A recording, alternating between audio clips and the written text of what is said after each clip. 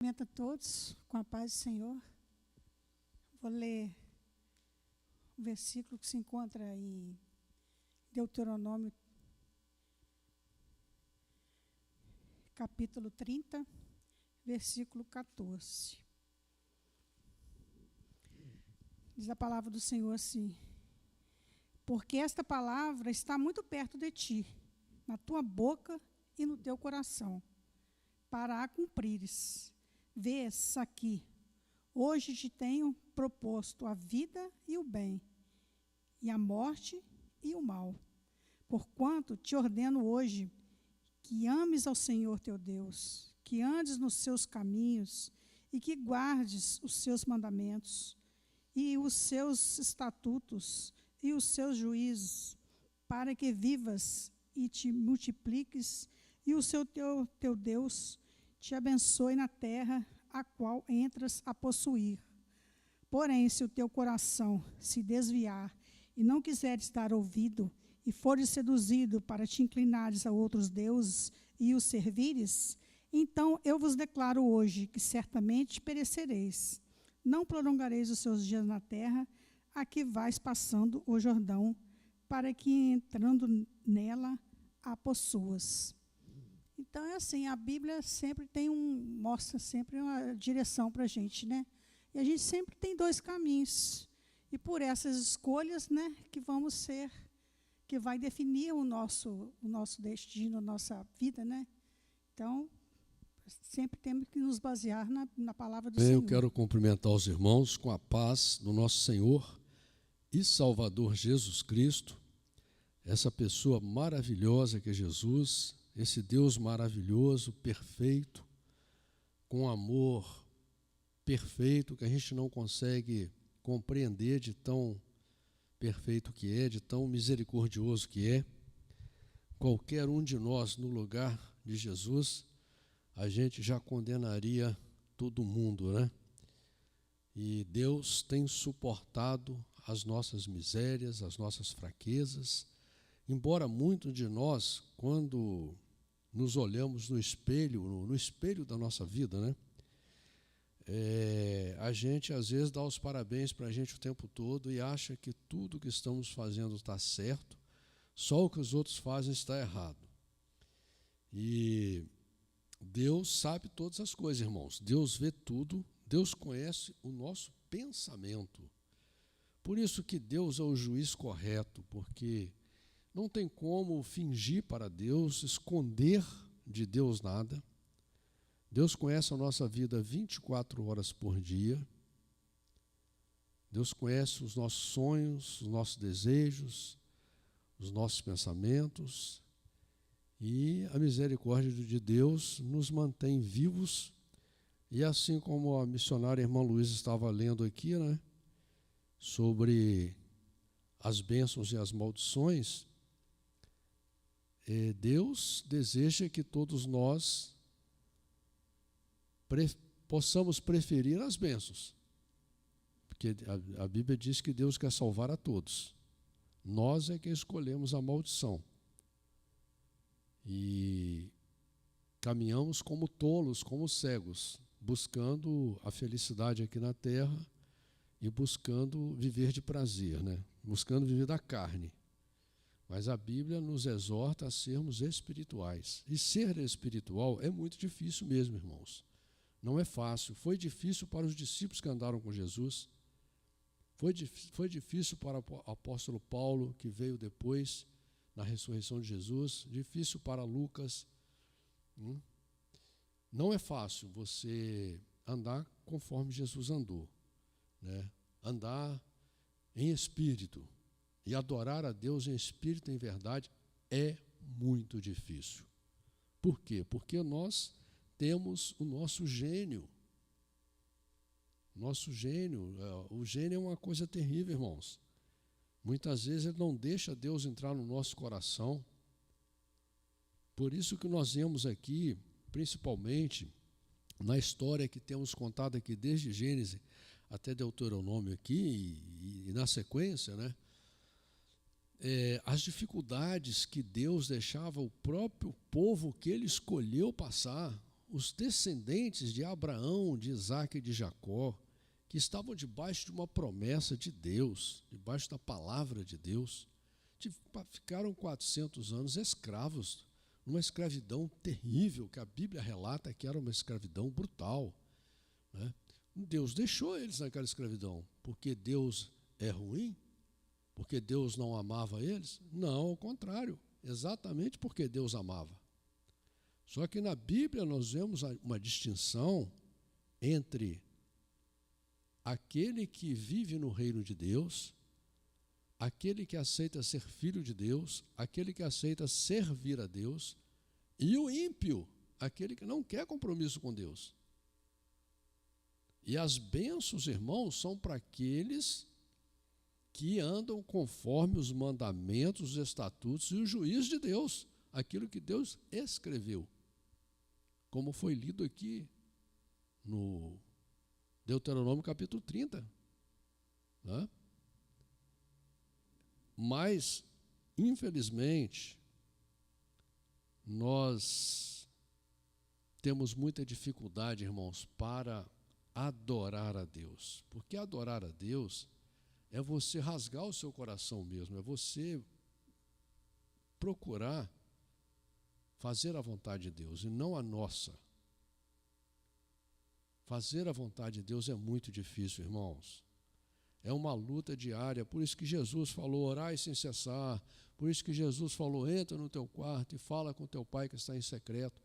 Irmão, como você vai amar a Deus se você não conviver com Deus? Como que você vai amar a Deus se você não criar uma dependência com Deus? Como diz lá no livro de Hebreus, capítulo 11, no versículo 5, 6, se você não aceitar que Deus existe e que Ele é todo-poderoso, Criador dos céus e da terra e de tudo quanto nela há, e que Ele é que é o galardoador daqueles que o amam. E muitas vezes assim, de aparência, no primeiro amor, no entusiasmo, a gente ama Deus. Mas no dia a dia, na hora das dificuldades, a gente usa muito mais a nossa força do que a força de Deus. Por isso que lá nos Salmos diz, se o Senhor não guarda a cidade, em vão vigia a sentinela. Irmãos, Jesus é o nosso guarda. Nós chamamos Jesus, a Bíblia chama Jesus de Salvador. Por que Salvador? Porque nós precisamos sermos salvos. Além dos problemas que temos no dia a dia da nossa vida, porque sempre surgem problemas para todas as pessoas aqui na Terra. Não tem ninguém que vive sem problema, não. Essa ilusão que as pessoas lá do Facebook, do Instagram, do TikTok estão vivendo um conto de fadas, amor perfeito, vida perfeita, isso não existe, irmãos. É uma ilusão. Sempre vai aparecer um problema. Jesus já falou isso, no mundo tereis aflição. E muitas vezes a aflição é boa para nós. Jesus não falou que o céu é na terra, nem que o paraíso é na terra. A terra é o mundo carnal, irmãos. Esse mundo aí de egoísmo, de amor fraco, de pouca misericórdia que nós temos. É um mundo, infelizmente, dominado pelo pensamento do homem, que é um pensamento miserável. Não adianta passar confete. Não adianta amar de palavra. Jesus fala que nós temos que circuncidar o nosso coração. Entendeu? Salmo 51 fala sobre você clamar a Deus para ter um espírito voluntário, um espírito inquebrantável. É muito difícil, irmãos. É muito difícil. E eu declaro para vocês que é difícil, por quê? Para que você aprenda a observar a sua vida. Se você não observar aquilo que você fala, aquilo que você pensa, aquilo que você julga dos outros, né? Porque a gente tem essa capacidade de colocar a palavra na boca dos outros, de julgar as pessoas o dia inteiro, mas nós não julgamos a nós mesmos. Mas a Bíblia deixa claro lá no livro de 1 Coríntios, examine-se o homem a si mesmo. Jesus falou que muitas vezes a gente fica olhando para um argueiro no olho do outro, mas tem uma trave no nosso olho. E a salvação é individual. O relacionamento com Deus é individual. Não adianta passar para o outro a responsabilidade. No reino de Deus não cabe você passar para o outro a responsabilidade, porque Deus quer salvar você. Deus quer te levar para um mundo maravilhoso, perfeito e coletivo. A Bíblia não relata que lá no céu você vai ver sozinho, não. Pode esquecer isso daí. Diz que são milhares e milhares e milhões de pessoas que vão estar lá, que vão ter que se amar. Esse egoísmo, esse eu acho, esse eu sou, não vai ter lá, meu irmão. Eu sou, o único eu sou que tem é Jesus. Entendeu? Então, essa é uma meta, é um objetivo que nós temos na vida. Ou você crê ou você não crê. Ou você luta ou você não luta. Mas a Bíblia te dá o caminho, e o caminho é de luta. Por isso que Jesus fala que nós temos que conquistar o reino de Deus à força. Nós temos que nos esforçar. Deus fala para Josué: esforça-te e tenha bom ânimo. Entendeu? Nós não podemos agora achar que não precisamos de fazer nada, não. Não existe isso, irmãos. Não existe isso. Você, aqui na terra, que é um mundo passageiro, inclusive passa rápido, você, para conquistar qualquer coisa, você tem que se esforçar. Você, para ser doutor em alguma coisa, você tem que seguir um monte de regras e se esforçar muito. Entendeu? Aí você quer ir para o céu. Morar num mundo maravilhoso, perfeito, onde não vai haver nenhuma corrupção. A Bíblia diz que a corrupção não vai entrar no reino de Deus. E agora, só porque a pessoa morreu, não, está na glória, está junto com Deus lá. Tem gente que acha até que quem já morreu está numa situação tão boa lá que pode ajudar você aqui na terra. Se o cara tivesse poder para ajudar você aqui na terra, ele nem morrer não ia, porque ele não queria morrer. Ele ia arranjar um jeito dele não morrer. Se ele fosse santo de verdade, ele nem morrer não ia. Elias estava vivo aí, Eliseu estava vivo. O apóstolo João estava vivo aí. Lázaro, Jesus ressuscitou ele. Uma maravilha, não foi? Mas ele morreu. Ele estava vivo aí então. Irmãos, o projeto de Deus não é brincadeira, irmãos. Não é brincadeira. E a gente, quando não assume de verdade essa realidade matemática do reino de Deus, a gente está perdendo tempo, está sendo ingrato com Deus, porque Deus, querendo dar uma solução maravilhosa para o nosso futuro, e a gente achando que a felicidade futura é com dinheiro, é com bem material, só fixado no bem material, nas coisas materiais. Assim como nós vemos aqui, estamos lendo Deuteronômio, quando começa as conquistas do povo que saiu da escravidão lá do Egito, eles aí vão começar a conquistar cidades, e ganhar ouro, prata, dinheiro, entendeu? Eles não pararam para pensar que aquele Deus todo-poderoso que fez aqueles grandes sinais maravilhosos que jamais alguém fez, não é? Na terra, que esse Deus queria levar eles para morar no céu. Não, eles não acreditavam na ressurreição e vida eterna, irmãos. E a gente continua seguindo esse mesmo caminho. Não acreditamos na ressurreição, na vida eterna. Essa é a verdade. Eu sou obrigado a declarar isso para você, por quê?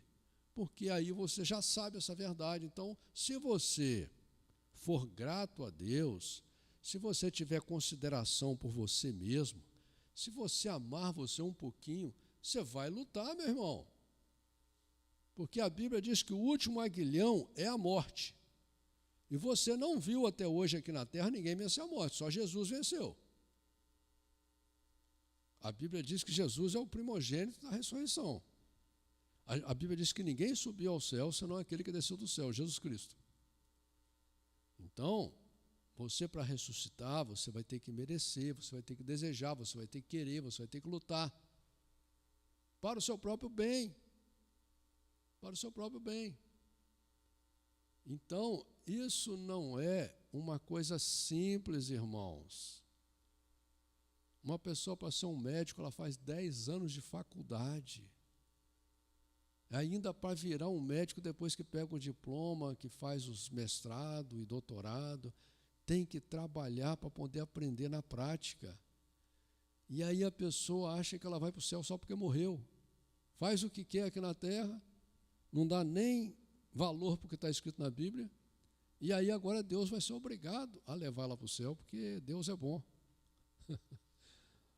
Irmãos, a Bíblia diz que Deus é amor, um amor perfeito. A Bíblia diz que Deus é justo, é reto, nele não há nenhuma falha, é o justo juiz. Então, se Deus tem essas características, Ele não vai concordar com os nossos erros, irmãos. Deus, Ele ama o pecador, Ele quer salvar o pecador, mas Ele não concorda com o pecado. Ele não concorda com nossas falhas. E Deus, o que Deus pede da gente? Que a gente lute, e eu te convido para lutar. Irmãos, estamos lendo o livro de Deuteronômio, no capítulo 18, que diz a palavra do Senhor assim: os sacerdotes levitas, toda a tribo de Levi, não terão parte nem herança com Israel. Nas ofertas queimadas do Senhor e da sua herança comerão. Por isso não terão herança no meio de seus irmãos. O Senhor é a sua herança, como eles têm dito. Olha que coisa linda, irmãos. E muitos levitas achavam isso horrível. Eles queriam dinheiro. E eles foram escolhidos, assim como nós, irmãos. Você tem que entender, se você está ouvindo essa palavra, se você tem uma Bíblia na mão, é porque Deus olhou do céu e te escolheu para ser o povo dele, entendeu? Você tem que assumir isso, entender isso. Não tem nada que vale mais do que isso na terra, não. Ouro, prata, fama, poder, não compra a sua vida, o seu futuro. E Deus quer te dar isso gratuitamente. E uma coisa muito interessante aqui é que essas ofertas, muitas pessoas não entendem esses sacrifícios, matar boi, matar carneiro, eles não entendem que isso era para a própria pessoa que oferecia aquele sacrifício, ela comer junto com a família dela e se alegrar. Uma parte era dada para os levitas, porque eles não receberam herança, entendeu? Isso é uma coisa que eu concordo, a igreja tem que ter pessoas para ajudar a igreja. Embora eu, na minha igreja, não aceito dinheiro, porque é uma coisa minha, não tem nada a ver com a igreja de Deus, nem com o reino de Deus. Eu já ajudei muitas igrejas, se precisar eu ajudo, porque a igreja tem que ajudar a pessoa que ela dedica a vida dela para passar a mensagem de Deus para as pessoas, assim como os levitas. Eles dedicavam a vida deles a servir as pessoas, levar o reino de Deus às pessoas. Elas têm que ser ajudadas, não é? Isso é normal. Isso não justifica quem recebe o dinheiro, o levita, o sacerdote, ou o padre, ou o pastor, ou o bispo, que ele tenha que fazer coisa errada. Ninguém está falando isso. Isso é problema dele. Se fazer coisa errada é problema dele. A sua parte é você ajudar. Entendeu? O que ele fizer, isso é problema dele, não é problema seu. Este, pois, será o direito dos sacerdotes a receber do povo. Dos que oferecem sacrifício, seja boi ou gado miúdo, que darão ao sacerdote a espada e as queixadas e o bucho. Dar-lhe-ás as primícias do teu grão, do teu mosto, do teu azeite, e as primícias da tosquia das tuas ovelhas. Porque o Senhor teu Deus o escolheu de todas as tuas tribos, para que assista e sirva no nome do Senhor, ele e seus filhos todos os dias. E quando chegar um levita de alguma das tuas portas de todo Israel, onde habitar, e vier com todo o desejo da sua alma ao lugar que o Senhor escolheu, e servir no nome do Senhor seu Deus, como também todos os seus irmãos, os levitas que assistem ali perante o Senhor, igual porção comerão, além das vendas do seu patrimônio. Quando entrares na terra que o Senhor teu Deus te der, não aprenderás a fazer conforme as abominações daquelas pessoas. Ou seja, veja bem que Deus aqui agora, ele está separando o povo dele do povo que serve ao mundo. Entendeu? Ele está dizendo, olha, você, para ser o meu povo, você não vai poder andar igual as pessoas andam. Você tem que andar conforme a minha palavra. E Deus aqui mostra claramente o que ele abomina, o que ele odeia, o que ele não gosta, o que ele não aceita. Não adianta você querer impor para Deus porque você acha que está certo. Ou você segue a palavra de Deus, que é o que está escrito na Bíblia, ou você vai fazer conforme o seu pensamento. Aí você vai colher o fruto do que você plantar. E diz aqui, entre ti não se achará quem faça passar pelo fogo a seu filho ou a sua filha, nem adivinhador, nem prognosticador, nem agoureiro, nem feiticeiro. Veja bem que esse povo aqui, o cananeu, o heveu, o amorreu, o jebuseu ali, os caras eram tão malignos que eles pegavam um filho ou uma filha e queimavam no fogo para ofertar o Deus, os deuses de pedra, Deus que nem existiam, Deus de mentira, que eram demônios. Não é? Você já pensou o nível de sentimento de um ser humano desse, que pegar um filho e matar queimado para agradar um ídolo, ou muitas vezes sacrificado, e assim, quando não sacrificavam, filho dos outros também, né? Muitas vezes até contra a vontade. Irmãos, e hoje continua, tem milhares de pessoas na terra que fazem isso ainda. Raptam pessoas, crianças, adultos, e matam contra a vontade da pessoa, arrancam o coração da pessoa viva, para o macumbeiro lá comer, o feiticeiro comer, né? Fazem tudo quanto é maldade. Eu mesmo já fui num templo Tiaunaquenho, lá na Bolívia, diz que tinha 5.000 anos lá, que tinha lá a mesa do sacrifício, entendeu? O pátio do sacrifício, que ali, quem me contou a história foi um descendente lá dos Tiaunaquenhos, que são pré-incaicos, que ali tinha um jogo, eles faziam um jogo com uma bola de mão lá, tinha um arco na parede, e quem vencesse o jogo, fosse o melhor do time lá, ele era escolhido, mas ele até nesse caso ele aceitava, nesse tipo de consagração lá, para ser sacrificado perante todo mundo naquela pedra ali, e arrancavam o coração dele com ele vivo, entendeu? E comiam. E bebiam o sangue, por isso que muito aqui Deus fala que a gente não podia tomar o sangue. Eu, quando morava na roça, que a gente juntava todo mundo lá, comprava um boi para matar, um boi, que eu já participei, eu vi com meus olhos, quando abriu o boi no meio, tinha uma fila de pessoas, uma fila, com as canecas, com lata de banha de porco, para pegar o sangue dentro do corpo do boi e tomava, entendeu? Isso eu vi com meus próprios olhos, né? E agora você vê o tamanho da maldade desse povo, cara. E diz aqui no versículo 11, nem encantador, nem quem consulte a um espírito adivinhador, nem mágico, nem quem consulte os mortos.